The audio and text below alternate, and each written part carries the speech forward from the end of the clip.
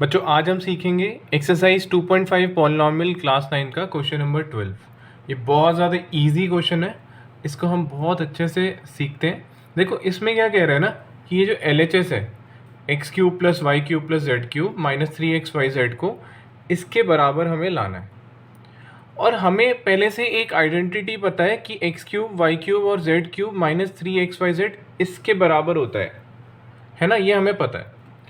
तो बच्चों एक सिंपल सी बात है, एक आप बात बताओ कि अगर मान लो मैं 3/3 लिखता हूँ तो आंसर क्या होता है 1, है ना। 2/2 लिखता हूँ तो आंसर कितना होता है 1।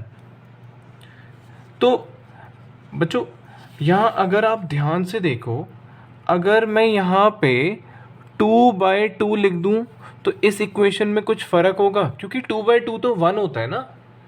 1 की जगह मैं 2/2 लिख दूँ तो कुछ दिक्कत की बात ही नहीं है ना। आप खुद सोचो, 3 × 2 है, मान लो मैंने लिख दिया 2/2, तो इसको कुछ फ़र्क थोड़ी पड़ेगा क्योंकि 2/2 तो 1 होता है ना, ठीक है। तो इसको तो फ़र्क ही नहीं पड़ेगा, ये तब भी आंसर 6 ही आएगा अगर मैं 2/2 से डिवाइड भी करूँ तो। अच्छा, दूसरी चीज़ आपको ये भी पता है कि मान लो कि 2 × 3 × 2 है। मैंने पहले 2 को 2 से मल्टीप्लाई कर दिया और 4 लिख दिया, या फिर मैं ये भी कर सकता था 2, 3 और 2 में पहले मैं 2 और 3 को मल्टीप्लाई कर देता और फिर 2 से मल्टीप्लाई करता। 2 × 3 6, फिर 6 को 2 से मल्टीप्लाई करता। ऐसे भी कर सकता हूँ, मैं डायरेक्ट इससे भी मल्टीप्लाई कर सकता हूँ। बेसिकली इसको इससे मल्टीप्लाई ना करके मैं डायरेक्ट इससे भी कर सकता था, जैसे 2 × 2 4। सेम यहाँ पे भी ये वाला जो 2 है, ऊपर वाला जो 2 है, मैं x plus Y plus Z से मल्टीप्लाई ना करके इस पूरी वैल्यू से मल्टीप्लाई कर रहा हूँ। तो क्या हो जाएगा, मैं लिखूँगा 1/2, क्योंकि मैंने इस 2 से सबको मल्टीप्लाई कर दिया।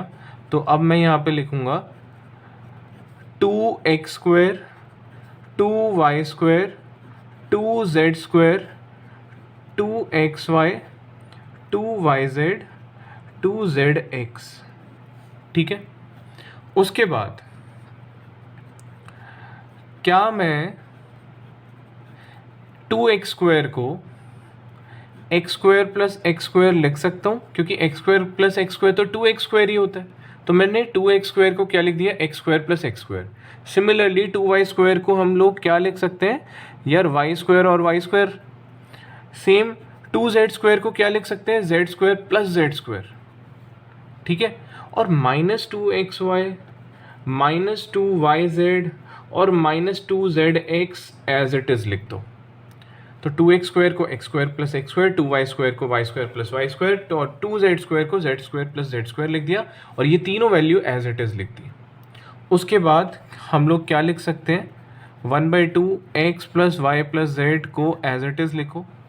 अच्छा, x² और y² को एक साथ लिखो, एक x² और एक y² को एक साथ लिख दो, और यहाँ लिख दो -2xy। देखो यहाँ x था, यहाँ y है, तो मैंने xy को लिख दिया, 2xy वाली टर्म को मैंने इनके साथ लिख दिया। सिमिलरली प्लस का साइन लगाऊं, एक y² को और एक z² को एक साथ लिख दो, क्योंकि मैंने y और z को एक साथ लिखा है, y² और z² को, और यहाँ लिख दो -2yz। फिर प्लस का साइन लगाओ, अभी भी एक z² है अपने पास और एक x² है, और -2zx को एक साथ लिखो। अब एक चीज़ आप नोटिस करोगे, a² plus b² minus 2ab का ये फॉर्मूला है ना। a माइनस बी का होल स्क्वायर का फॉर्मूला क्या होता है, a² plus b² minus 2ab। आप नोटिस करो यहाँ पे भी a² plus b² minus 2ab का फॉर्मूला सा दिख रहा होगा। सेम यहाँ पे भी अगर आप नोटिस करोगे, यहाँ पे भी आपको फॉर्मूला दिख रहा होगा a² plus b² minus 2ab का, है ना।